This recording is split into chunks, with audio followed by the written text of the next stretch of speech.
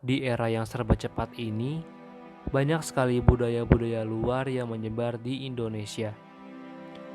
Budaya-budaya yang masuk ke Indonesia membuat budaya asli Indonesia menjadi semakin tergerus karena masyarakatnya, khususnya remaja, mendewa-dewakan budaya dari luar.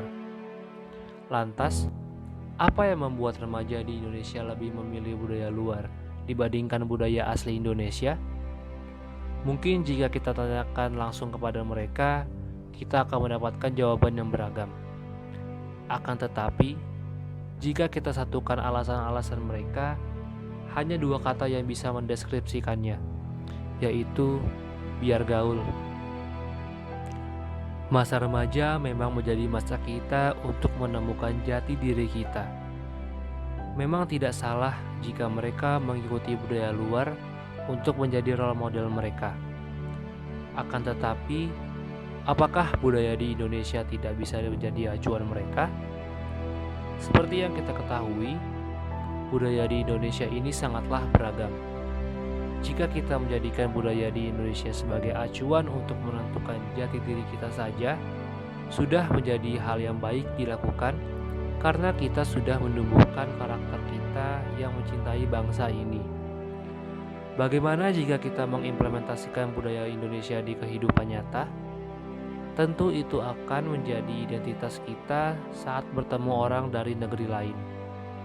Bisa dibayangkan jika kita mengerti apa itu identitas bangsa kita, Indonesia akan semakin dikenal di negara lain dengan keberagamannya yang menjadi daya tarik orang-orang luar untuk datang ke Indonesia.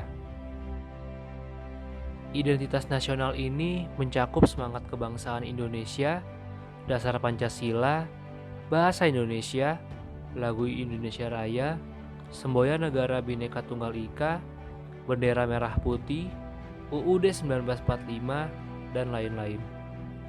Semangat tersebut menjadi bagian integral budaya nasional setelah melalui proses yang bertujuan untuk mewujudkan mimpi, imajinasi, dan cita-cita bangsa yang ideal, yaitu bersatu, adil, dan makmur.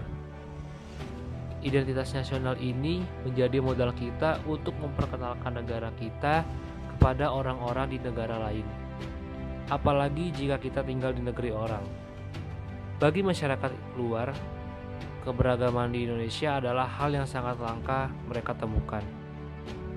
Kita harus kagum dengan keberagaman ini, karena kita masih bisa hidup damai, padahal kita hidup bersama masyarakat yang mempunyai latar belakang yang berbeda-beda, seperti berbeda suku, berbeda agama, berbeda ras, berbeda budaya, dan berbeda bahasa. Kita harus terus bisa menumbuhkan rasa toleransi antara masyarakat ini agar kerukunan antar masyarakatnya tetap terjaga. Kedudukan identitas nasional sangatlah penting.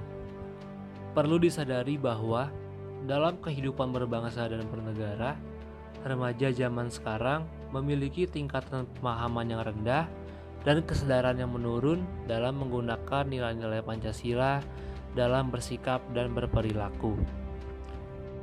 Oleh karena itu, perlu adanya pendukung dalam meningkatkan kesadaran terhadap nilai-nilai luhur yang dapat dijadikan pegangan dalam bermasyarakat. Kita perlu memahami secara penuh bahwa Pancasila sebagai pedoman hidup bangsa, sehingga kita merasa berkewajiban dalam melaksanakannya. Indonesia perlu mengupayakan strategi untuk mengalihkan kecintaan terhadap bangsa asing agar dapat mencintai bangsanya sendiri.